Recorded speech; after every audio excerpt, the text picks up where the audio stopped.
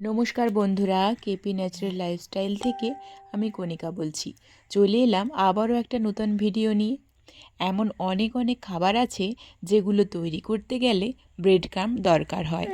বিশেষ করে কোনো স্ন্যাক্স আইটেমের ক্ষেত্রে এই ব্রেড ক্রাম্ব এর বিশেষ ভূমিকা রয়েছে। তা আমি আজ আপনাদের সাথে এই ব্রেড ক্রাম্বের রেসিপিটা শেয়ার করব। আশা করি আপনাদের ভালো লাগবে। তো ভিডিওটা কেমন লাগলো অবশ্যই কমেন্ট করে জানাবেন। এখানে আমি পিস কাটা রুটি নিয়েছি। রুটিগুলোকে দেখুন ছোট ছোট টুকরো করে মিক্সারের মধ্যে দিয়ে দিচ্ছি।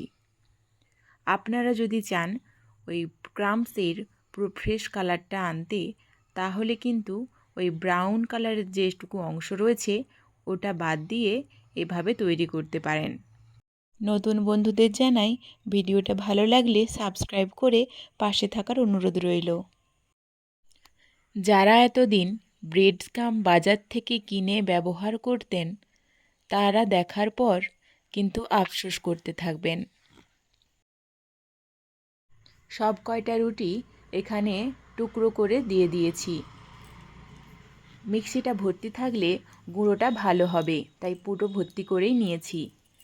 দেখুন এখানে গুঁড়ো হয়ে গেছে। আমি কিন্তু একেবারে ডাস্ট করে দিইনি। তাৎক্ষণিক যদি ব্যবহার করতে চান তাহলে এই প্রসেসটা করার কোনো দরকার নেই, ডাইরেক্ট রান্নায় চলে যাবেন। আর যদি স্টোর করতে চান তাহলে অবশ্যই এভাবে করবেন। একটা কড়াইতে গ্যাসের ফ্লেমটা মিডিয়াম রেখে 3 থেকে 4 মিনিট সময় ধরে ভালো করে নাড়াচাড়া করে যেতে হবে। তাহলে দেখতে পাবো 3 থেকে 4 মিনিট পর আমি এসেছি যে কালারটা কতটা চেঞ্জ হয়ে গেছে।